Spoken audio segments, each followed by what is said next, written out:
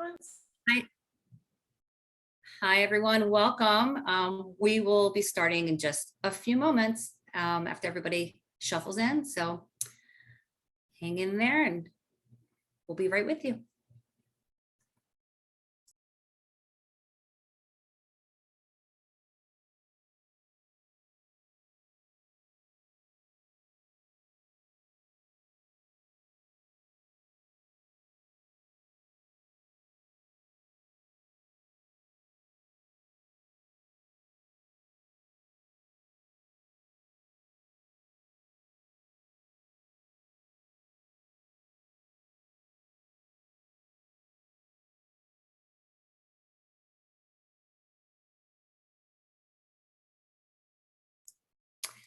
Hi, everyone. Welcome to tonight's presentation. My name is Ellen Sneidman, and I'm the Director of Pre-Professional Programs and Advising at Johns Hopkins University. Tonight's program is about pre-med and pre-health services, programs, resources at Johns Hopkins.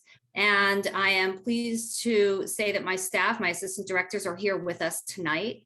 I'm actually only introducing this one slide. I am now going to turn it over to my staff, who is going to take over this presentation for the next few minutes, and I will see you all again when we get to the Q&A at the end. One question about the Q&A, or one comment about the Q&A. If you have questions as we go along, we are holding questions for now. We're not going to answer any questions during the presentation itself, but you can put your questions into the Q&A box. Some will be addressed during the presentation, but others will be answered at the end. So I am now going to turn it over to one of my assistant directors, Deidre Campbell. Floor is yours. All right. Good evening, everyone. Thank you so very much for joining us for tonight's presentation. All right, next slide.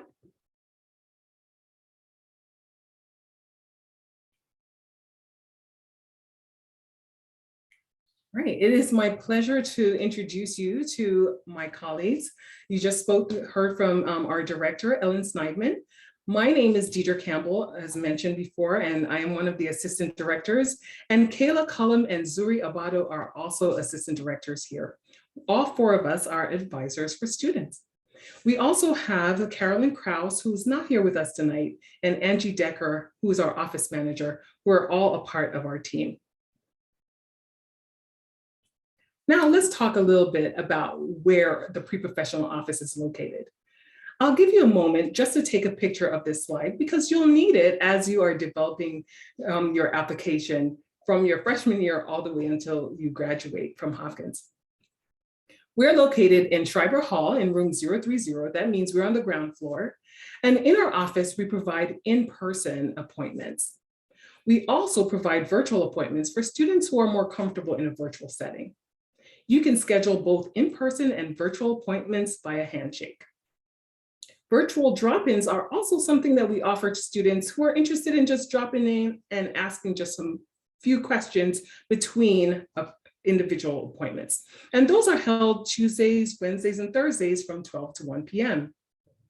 You can also find a lot of information on our website. And here at studentaffairs.jhu.edu/pre-prof advising. Please note our phone number as you'll need it from time to time.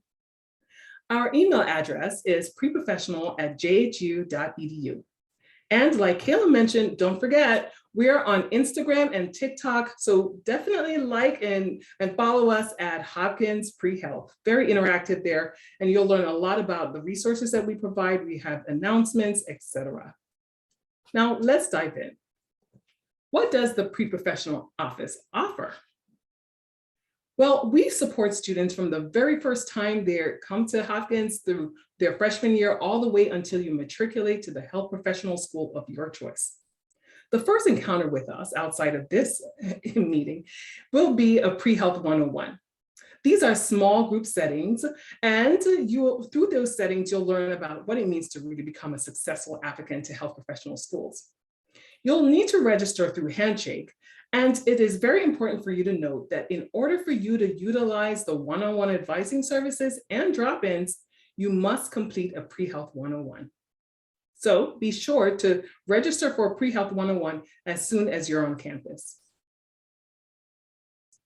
Our one-on-one advising allows students to have more in-depth interactions with an advisor. These are 30-minute appointments, and they can also be scheduled through Handshake. Remember, you're going to want to tailor your application, and the one-on-one advising appointments really help you to do that. Our listservs are how we interact with students, so it's important for you to be a part of it. If you indicated that you were pre-med or interested in pre-health when you registered with Johns Hopkins, then you are automatically added to our listservs. However, if by the beginning of the semester you are not receiving emails or you're not quite sure whether or not you made that indication, I would encourage you to go on our website on the bottom left-hand side and register for our listservs. Through our listservs is how we communicate different programs, presentations, and information that we're relaying to students. In our office, we provide a plethora of programs, from introducing medical school deans where they'll come on campus or come virtually and really share about their different programs and what it really means to be a successful applicant to their schools, to more individualized application-related workshops. So when it's time for you to apply, you're going to need to write a personal statement, and we have a personal statement workshop. You might need to learn how to choose different kinds of schools. Which school will fit? Well, we have workshops for that too. We also provide one-on-one advising to help you with developing your application and choosing the best schools and opportunities, whether clinical, community service, or research, that are necessary for your professional development. And we'll talk a little bit more about that throughout the application and throughout this presentation. Our online resources. So our pre-professional website is so extensive. We have guides, numerous guides. For you, I would encourage you to take a look at Guide 1, because much of what we're going to talk about today is really highlighted there.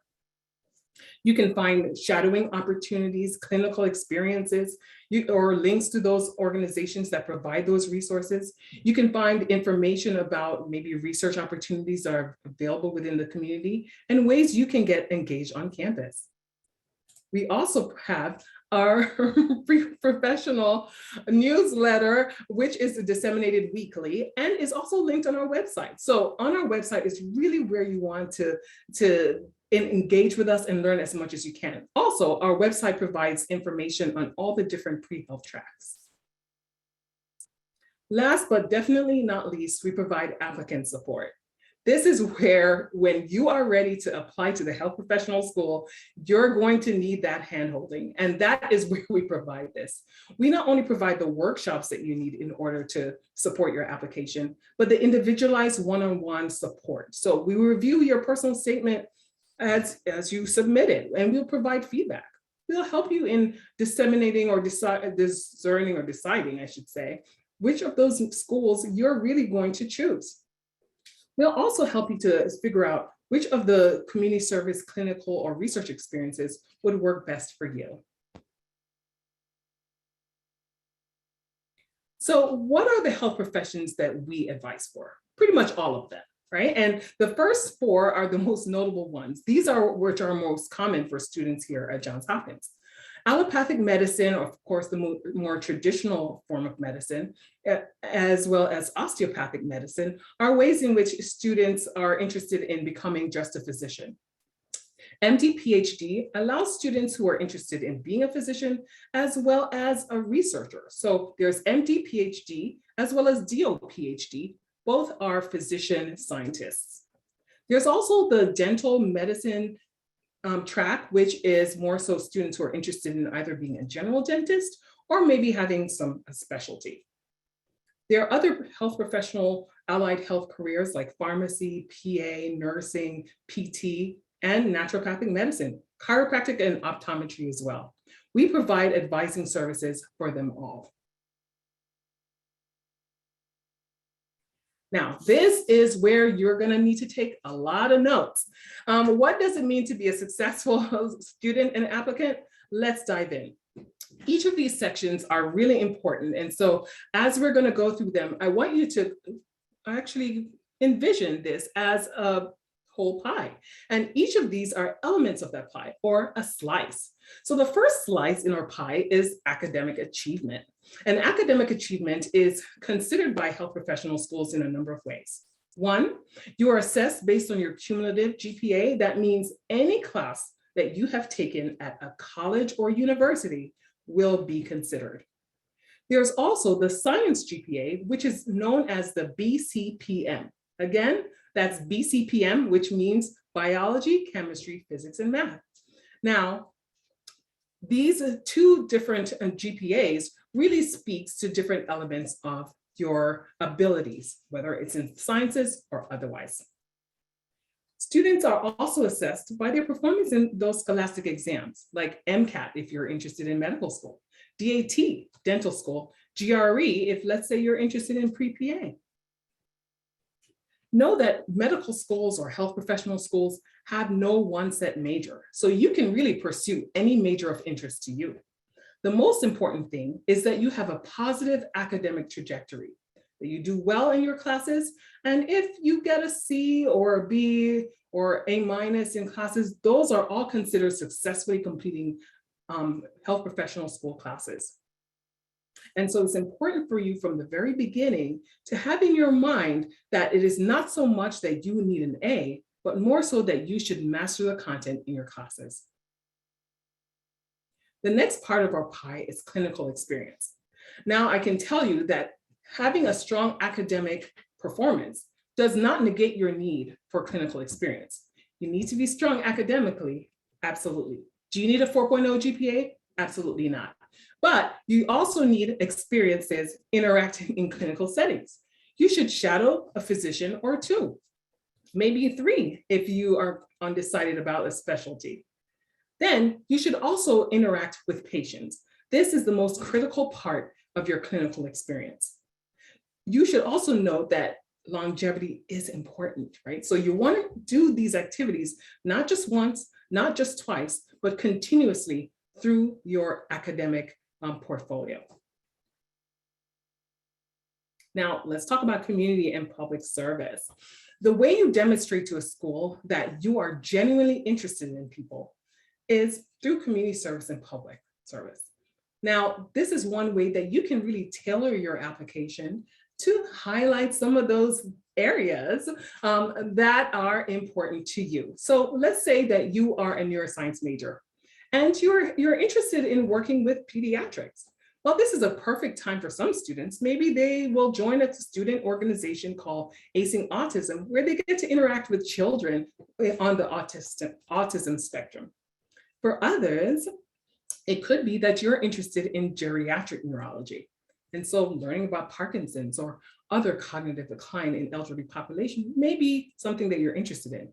Maybe you want to work with the indigent or those who are homeless. This is a great way in which you can highlight your interests, skills, and passions.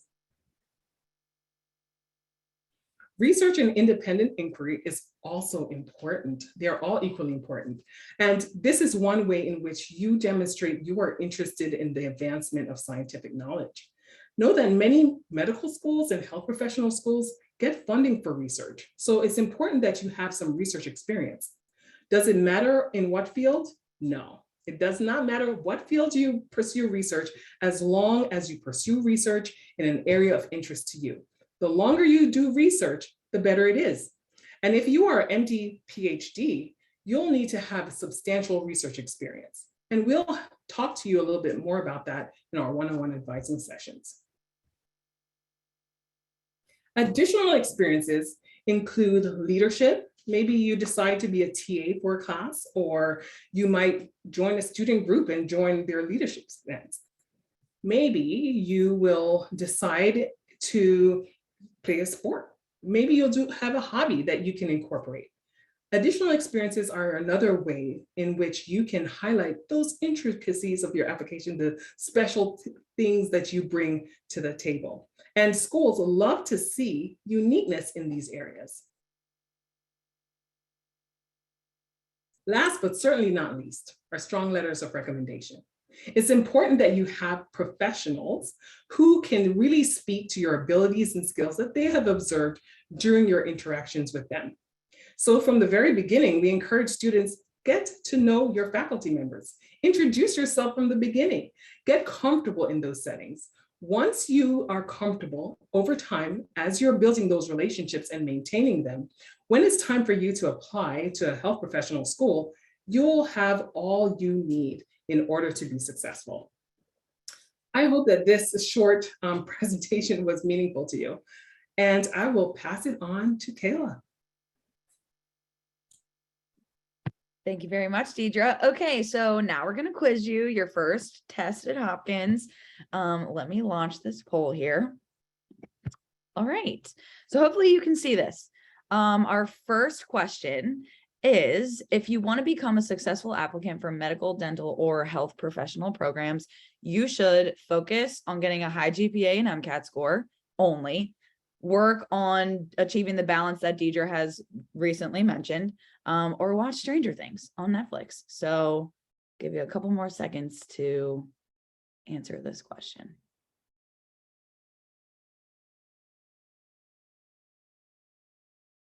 Okay.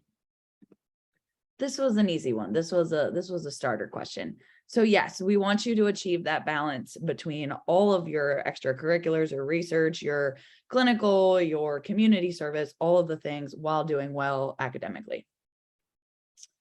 Okay. Question 2. If you have a lot of AP science credits, it means you don't have to take any of those classes at college. You need to take additional coursework in the science area at the college level, and medical schools will be impressed.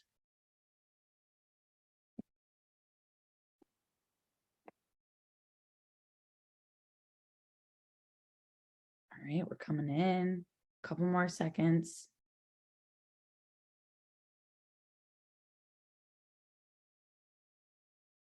All right. So yes, the majority of you got this right? You want to take additional science coursework in that area, no matter what your APs were, because they like to see the academic rigor of Hopkins, right? AP maybe was a while ago. When you take the MCAT, the things that you learned senior year of high school, you might not remember as well. So you want to be continuously taking higher upper level courses in the sciences to show that mastery of the coursework. Okay, 3 more questions. If you're a pre-med or a pre-health person, you can major in which of the above? Okay, this one's getting some fast answers. Okay. Correct. Any course of study, as long as you complete the pre-med requirements. Med schools aren't necessarily concerned with your major. They're concerned with the individual courses that you're taking and how well you do in them and what kind of courses you take, when you take them, how many you take, all of the things, right? It's a holistic review. So you could be a public health major, you could be an art major, as long as you're taking orgo and biochem and all of the things. That's what they're looking for. Okay. Next. If you want to be a pre-med or a pre-health student, what should you do first? Establish good study habits, sign up for Pre-Health 101, begin exploring areas of interest outside of academics, or create a TikTok. This is a hard one.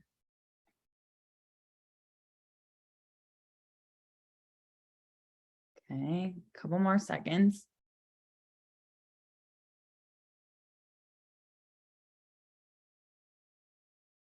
All right. So the majority of you listened to what Deidre said, and you should definitely sign up for Pre-Health 101. That is a correct answer. But also A and C are also correct as well, because you're going to have to do all of these things eventually in your life. So to be a successful pre-med student is doing all of them. Signing up for Pre-Health 101 is going to help get you on that right track to help establish good study habits and begin exploring these areas of interest outside of your academics, clinical, community service, all of the things. So I think everyone's right. And whoever's creating a TikTok, let me know and I'll follow you. Okay, we have one more question. Okay, if you get a C in a science course, you should consult with an advisor about whether it makes sense to retake the class. Just take the retake, give up your dream of becoming a doctor, and drop everything and wait for your acceptance from Hogwarts.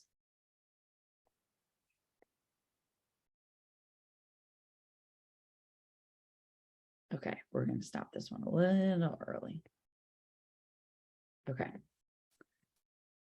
The answer is A, and the majority of you got this right. You should always talk to an advisor if you're confused about anything, but especially about retaking a class. The last thing we want is you all to pay more in tuition or whatever to take a class that you may not necessarily need, and that may harm you or hurt you in the long run. So come speak to an advisor about any questions that you have about anything, but especially about retakes.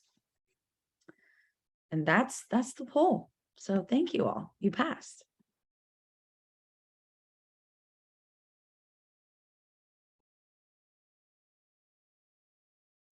Zuri, you're up. You're our next presenter. Oh, you're waiting for me to advance the slides, aren't you? Okay. Okay, so as you heard, my name is Zori. I'm glad to be here with you all this evening.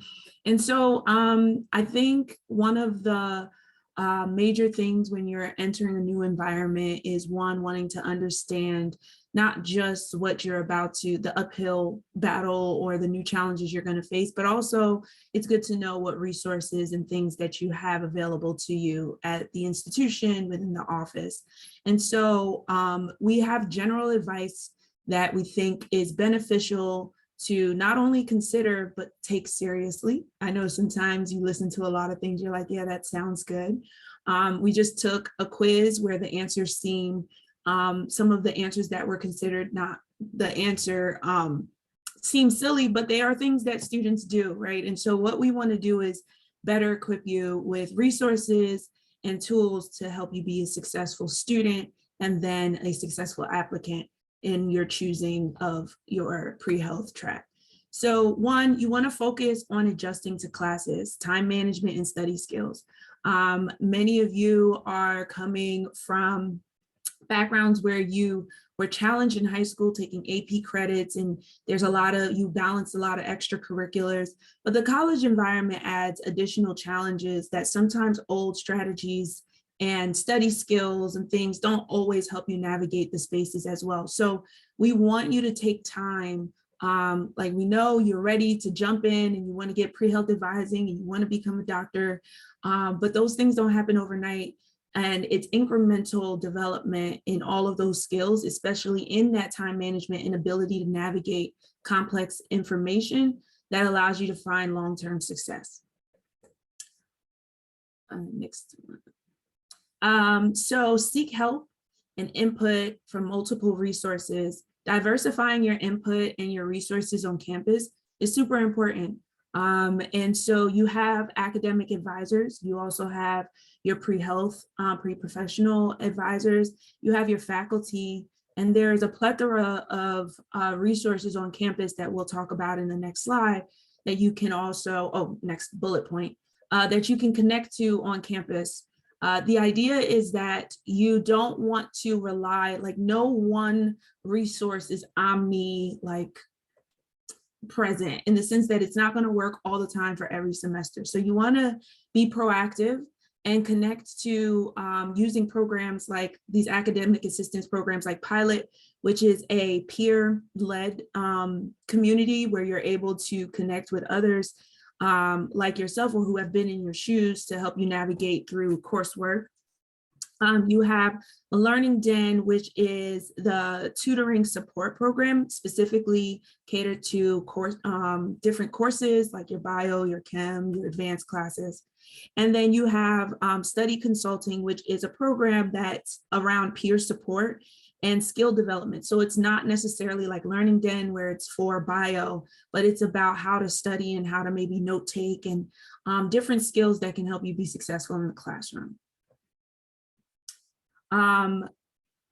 One of the things that I know, it's probably been a long time since I've been in high school and even in college, honestly, but one of the most daunting experiences is being able to connect with the people who are teaching you. A lot of times in high school, you had smaller class environments where the teacher kind of, navigated that relationship. But in college, there's a lot more importance on you being a self-advocate as a student and being able to put yourself out there and connect with your professors so that they get to know you, and then you can also learn from them and get additional support and guidance. So there are many ways to do this. Usually they have office hours and or contacting them through their preferred medium. They might give you emails or numbers.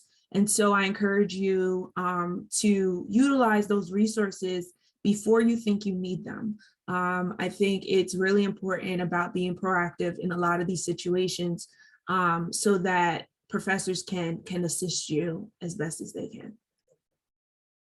And then I am a big proponent of really thinking about college as an experience, not just to have tunnel vision about subject matters, but using as opportunity to explore your intellectual interests, your social interests, and things like that. And so we encourage diversifying the classes that you take and also the clubs and things that you participate in, because they can help you connect with things that your values and things that you see yourself in a lot more in a way that's leading towards narrowing or nuancing the way that you navigate pre-health, medicine, the future. And so just use this opportunity to soak it all in while you still remain focused on your goals.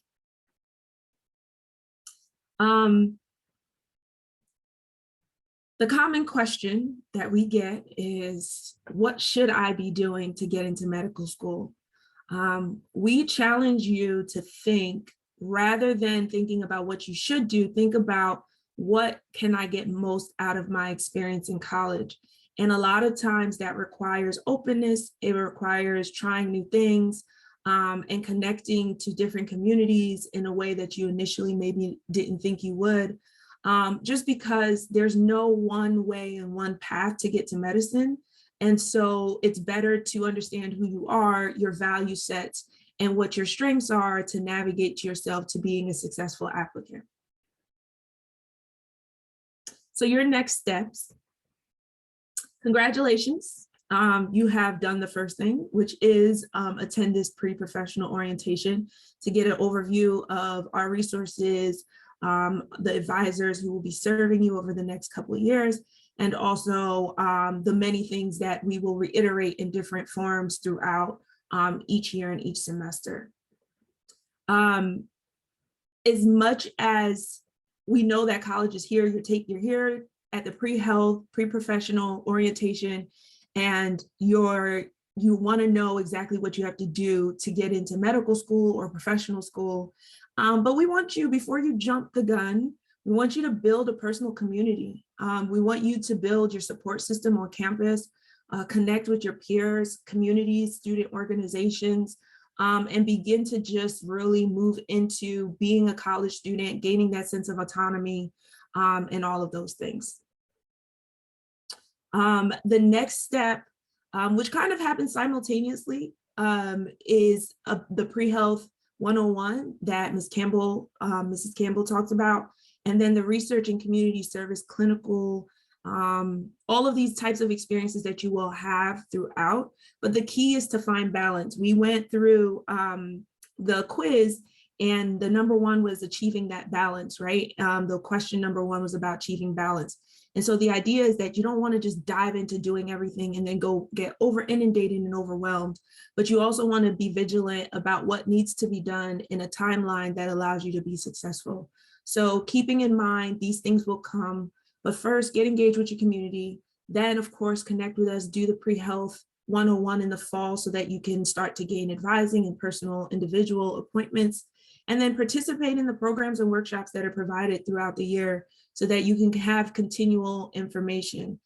We try to cater the advising in a very specific way so you don't have information overload, but we understand sometimes knowing what is to come helps you feel a little bit more settled. So we will provide programs and workshops and videos in a way that helps you feel prepared, but also gives you room to just navigate this process individually.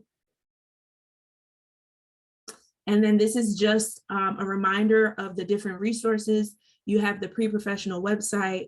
Right now, for you all that are on this webinar, Guide 1 is likely the place that you need to start because it gives an overview of what to expect when being a pre-health student. We're talking classes, prereqs, general information that's going to help you over at least the next I would say over your first year and even into your second year. You can book appointments there, and then you can also get tons of information if you are someone who just needs all of it. The website has so much information that you can start to look at and start to know what you need to plan for. Then if you are that person that just wants to just do a deep dive in, the professional associations for the professional schools, the MD, dental, and other health professions have their own websites that give so much information about the application process, and also have blogs and things about student perspectives of how they navigate it. So you can always get ideas of what kind of clinical opportunities people have done in the past that they found success and found applied to them. So these are good places to go to get information, in addition to the information that we will provide to you over the next couple of years. So now we will take questions. I know there's some in the Q&A. Yeah, awesome. First of all, thank you, Kayla, Zuri, Deidre. I have an awesome team. I'm sitting here watching and I couldn't be any prouder of this group. So thank you guys for being part of pre-professional advising. You guys our students are in great hands with these advisors, and I'm super proud. So we do have a number of questions, it looks like, in the Q&A, and we're just sort of going to go through some of these. So I'm going to start. I understand some of them may have been answered individually. I think Kayla was working on some of that. But I'm just going to start reading some of these and answering them live. And I may turn to my staff also to jump in at any point. If I'm incomplete with an answer, please, by all means, jump in. Okay, can you give some data around medical acceptance rate in the first attempt? So I guess you mean like first-time applicants. So overall, our acceptance rate for medical schools, and I don't have dental school data, but our acceptance rate for medical schools is 82% acceptance rate. And I don't have it broken down to first attempt, first time, we call them first time applicants and reapplicants. I don't have that broken down. So I hope that is good, sufficient for what you were asking. I also wanted to mention that for the average, so across the United States, the number of the percentage of those who are accepted is less than 50%. It's about 41, 42%. And so Hopkins is significantly higher. Thank you for adding that. Thank you for adding it. Good point. Thank you for including that, Deidre. Right. That information, if you want to see national data, if you want to see, if you want to see the national acceptance rate, you can find that online through aamc.org. They have facts and data that are public. They don't have it broken down by undergrad institution. What I told you, that 82% is based on data that our assessment office collects over a period of years. But that's a good point. Yes, it's the national acceptance rate is very low, less than 50%, 40-something%. So we're quite proud of our numbers, our applicants. Here's a question. I'm taking organic chemistry first year, I guess like first semester, using all my AP chemistry credits. Is this generally frowned upon in admissions? Is it recommended that maybe sophomore or junior year, I take a higher level inorganic chemistry course? I'm assuming this person is an arts and sciences student. If you have AP chemistry credit and you are comfortable starting with organic chemistry, that is completely acceptable. We have a lot of students who, I shouldn't say a lot, we have a handful of students, a good number of students who go into Orgo 1 in the fall, Orgo 2 in the spring. You can take Orgo Lab with either one. So I'm not sure what your academic advisor is suggesting in terms of Orgo Lab. And then you would take biochemistry, and that should be sufficient. You do not need to take, oh gosh, upper level chemistry. I mean, the people who take additional upper level chemistries tend to be chemistry majors.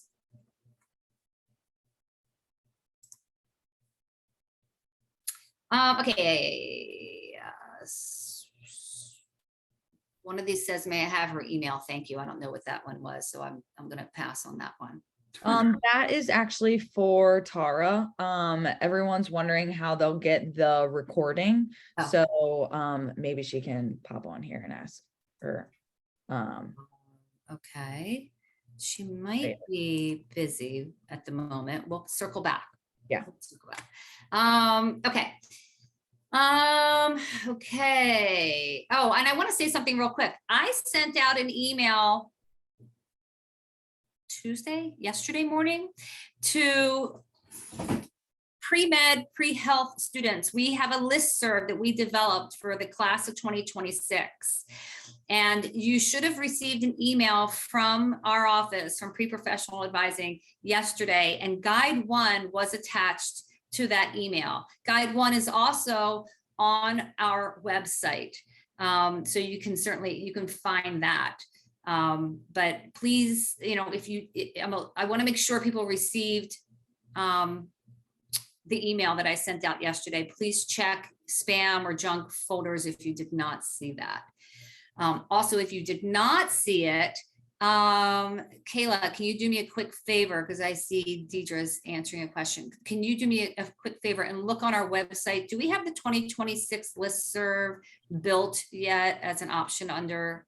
Yeah, we do. Yeah, okay. we do. So if you did not receive an email from Pre-Prof, again, I think it was yesterday morning, and it had Guide 1 attached to it. It talked about Pre-Health 101 a little bit. If you did not receive that, please make sure you go to our website and you sign up for the 2026 listserv. That was just a public service announcement. Okay, I'm gonna keep going. In terms of medical school math requirements, how many semesters of Calc do I need? I have Calc 1 credit from APs, so I am taking Calc 2 this fall semester. Do I need to take another semester of Calc, or will I be okay? Calc 2 and then statistics. So what we recommend is Calc 1, Calc 2, and stats. Statistics class, and that should be sufficient. You do not need a Krieger student, an arts and science student will not need Calc 3, doesn't need DiffyQ. Now, if you're an engineering student, it's going to be different. You're going to be taking higher level math. How do we find the space to explore our interests on top of the heavy pre-med curriculum and major requirements that we have to complete? That is a great question. So it can seem quite daunting, right? Where do you begin? How do you explore our interests on top of the pre-med curriculum major requirements? So this is where we come in as advisors. This is where your academic advisors come in, and you have to continue to have conversations with people about this balance.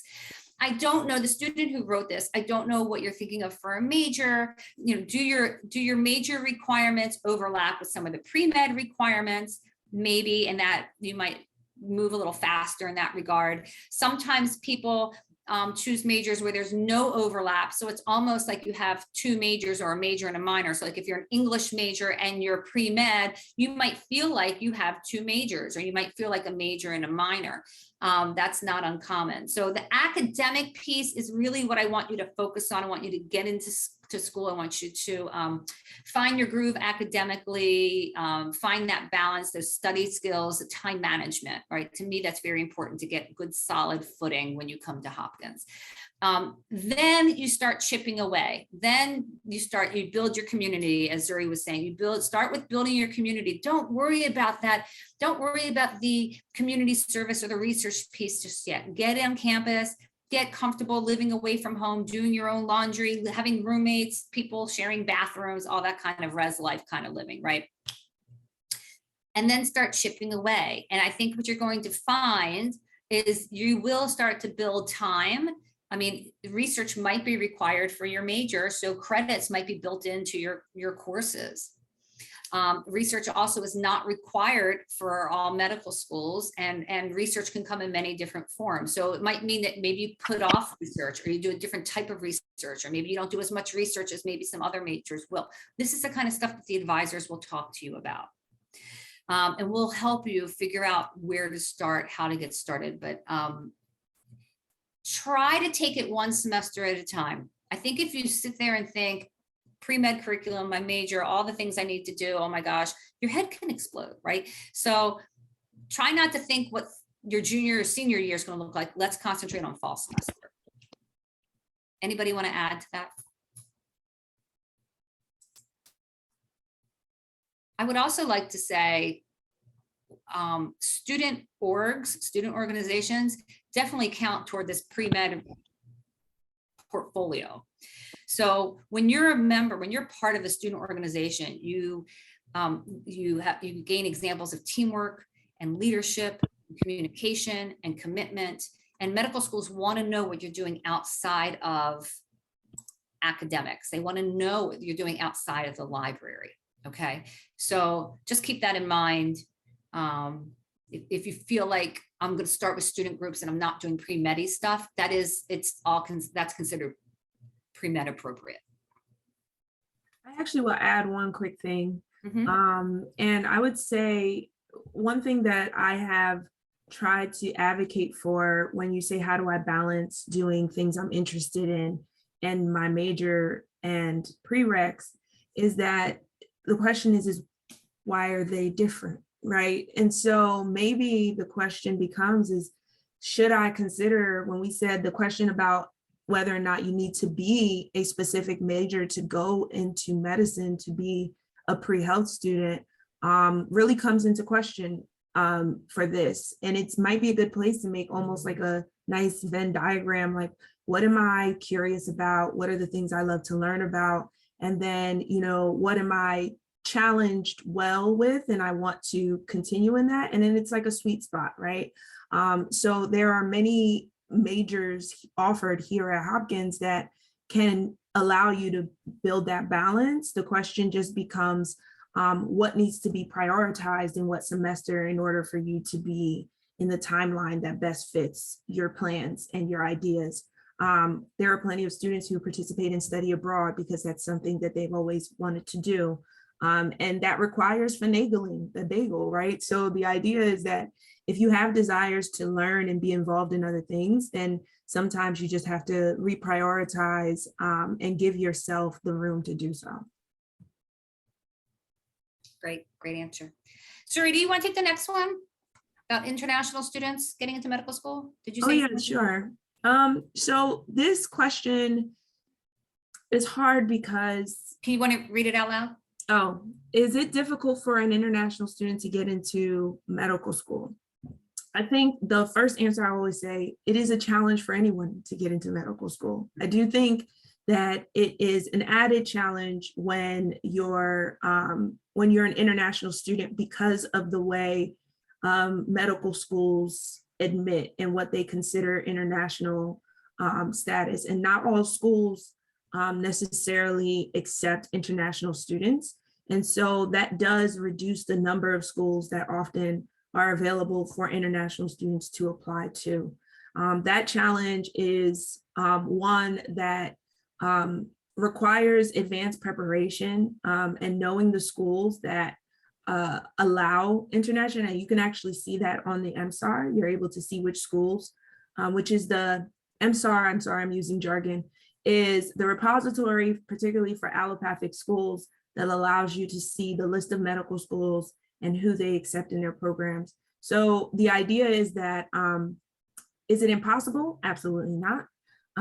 But do you have to navigate the application process very differently? Sometimes, yes. And I think making a one-on-one appointment with advisors and making sure that you have insight both in advance and the support during the time that you're preparing can hopefully optimize your opportunity for success.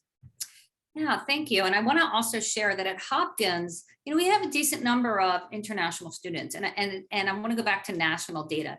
Nationally, international acceptances of international students is less than 1% of all acceptances. But at Hopkins, we have about a 50% acceptance rate. Now, that might mean we have 20 or 24 international students and literally, 10, 11, 12 are accepted. But that's a 50% acceptance rate compared to the 1% or less than 1% nationally. And so we think that's pretty awesome. And we see great success with our international students.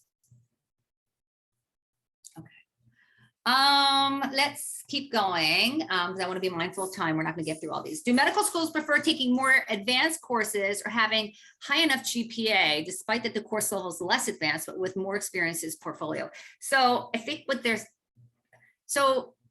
you're asking is, should you challenge yourself? Do medical schools want to see that you're challenging yourself? And yes, they do want to see that you challenge yourself. So this is especially important in a couple areas. If you have AP credit, you need to take, and you're keeping AP bio, AP chemistry, then you need to take courses at a higher level. So if you have AP chemistry, you're going to take orgo and biochemistry. Everybody's going to take orgo and biochemistry. If you're taking, well, the big thing is if you have AP bio, you need to take it at a higher level. Let's talk about those who don't have AP credit for a second. If you don't have AP credit and you're coming in and you're taking bio 1 and 2, chem 1 and 2, that's all, physics 1 and 2, that's all fine. That is fine. But this is where I want you to challenge yourself, is those who don't have AP credit and start with bio 1 and 2 and chem 1 and 2. Bio 1 and 2 with labs in and of itself would not be enough. So I would say, to answer this question, anybody who has AP bio credit, for instance, is going to be taking it at a higher level. But if you have a major, let's go back to if you were an English major and you had no AP bio, you came in and you took bio 1 and 2, I would say you have to take upper level bio. You have to take genetics, for instance. You're going to need to take comparative physiology or take upper level biology electives. You need to prove, here's the bottom line to this, the answer to this. You need to prove to medical schools that you can handle the rigors of the science curriculum. That's the bottom line. And when you take science coursework, it does, in upper level science coursework, it challenges you, it demonstrates that you can handle medical school, that you will succeed, that you will be able to handle the challenges from a more difficult curriculum.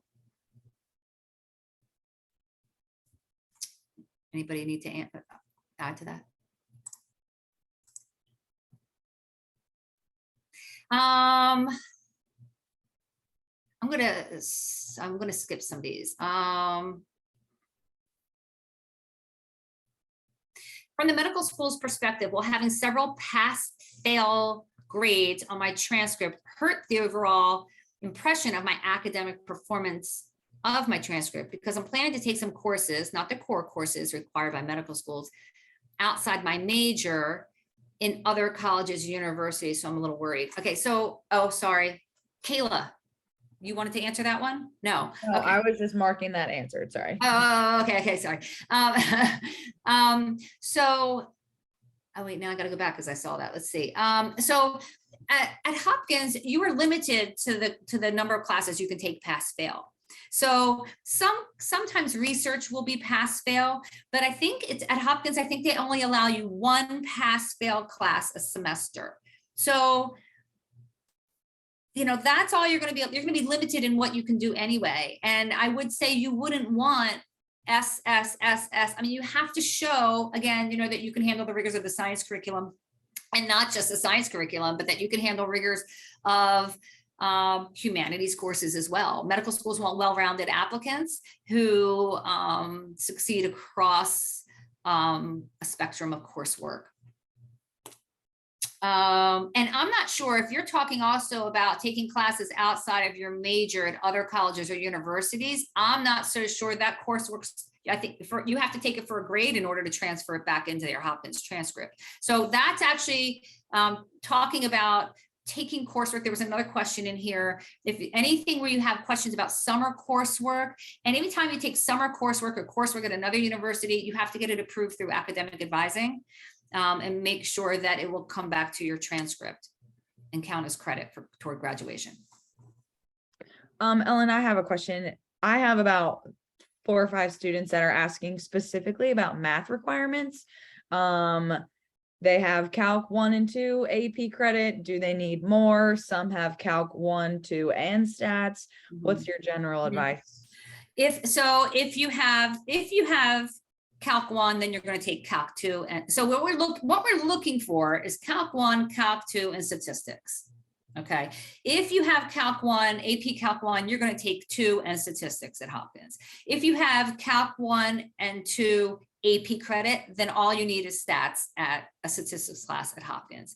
If you have AP credit in Calc 1, Calc 2, and statistics, then I'm going to ask you to take a different stats class, something that is different, that doesn't match with what is being brought into Hopkins. So for example, maybe you would take biostats instead of whatever the equivalent is on your transcript. So the only people who are taking Calc 3, DiffEq, linear algebra are my engineering students. You don't have to take those upper level math classes. Okay, I hope that clarifies all those questions. I do see a couple of these. And some of these I'm going to tell you also, if you have specific coursework questions, you should be going back to academic advising. They are your resource over the summer for any questions pertaining to coursework, AP credit. They should be able to answer your pre-med questions regarding intro coursework and requirements. I love this. Okay. How many Hopkins Med School admits? I think what this person's asking is how many of our undergrad pre-meds get admitted to Hopkins Med every year? That's also a question. We get that every year. Okay. So generally speaking, it's somewhere in the neighborhood, it could of 18, approximately 18, 20 or so are accepted every year, but that does not mean that they all matriculate. So I will share this. Johns Hopkins is one of the, Johns Hopkins Med receives a large number of applications from the undergrad campus. And Johns Hopkins Med does a great job of reviewing those applications from our students. They take it very seriously. They do a wonderful job supporting our students. And they come to campus every year and they give a presentation to our students every year. We're well supported, I think, by the medical school. Our students are doing research over there all the time, great connections, shadowing, volunteering, everything. Great resource. The med class accepts 120 students every year, and that includes the MD, PhD applicants. 120 students, that is tiny. Of that class, approximately 10% every year, more or less, maybe 12% sometimes, but approximately 10, 12% of every entry class or matriculating class is comprised of Hopkins undergrads. And that's just sort of the way the numbers have fallen. Sometimes it's been maybe 13%, but generally speaking, 10% of the incoming class will be Hopkins undergrads. Okay. Is it okay to use AP credits for general classes as long as we take higher level classes in that subject? Yes. There are going to be some situations in which it's hard to do. So for instance, I want to say something real quick. A lot of you will have AP physics. There's always a group of you who have AP physics. And higher level physics at Hopkins is meant for physics majors. So sometimes that gets a little tricky with physics.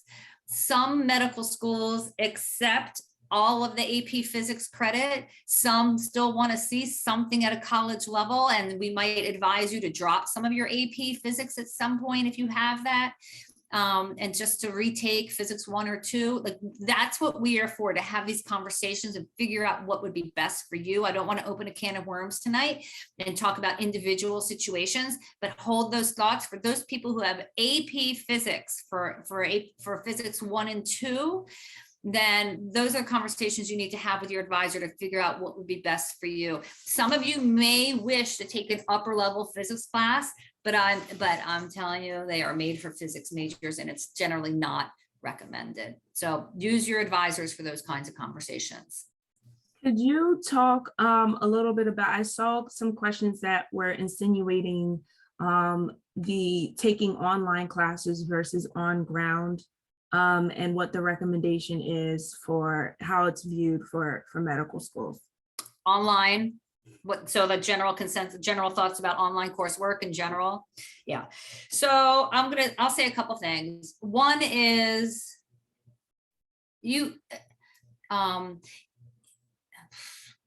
I don't even know if the university's policy, so part of it is, if the policy at the university is that large classes, so like at Hopkins during COVID, large classes have been online.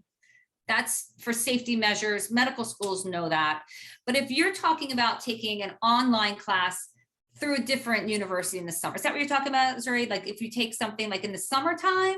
Well, it seems like they're registered for a chemistry class, but it's the online section. Oh. So if you have you have the option to take it on ground, but there's also online sections. How does that play out in terms of? Right.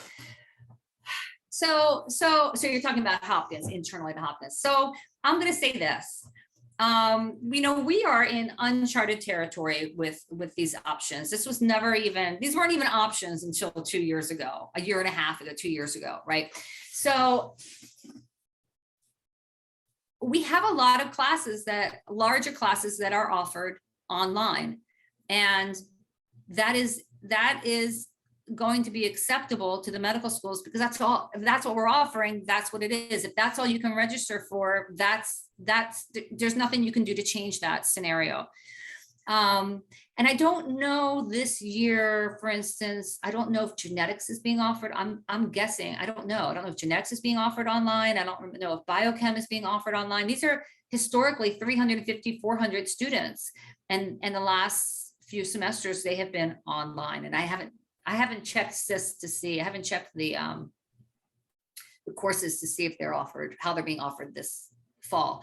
I would say if it's something that Hopkins is offering, it's not going to be noted on your transcript as an online course versus an in-person, a live course, in-person course. Hopkins transcripts aren't going to say that. So medical schools won't know one way or the other. And if that's what Hopkins is offering and that's all you can take, then that's fine. Would I purposefully go to another university and take an online course at another university? No, I wouldn't do that. Does that make sense? The difference between all that? Okay. I'm going to take one more question because we're almost at the top of the hour. So let me see what we have here.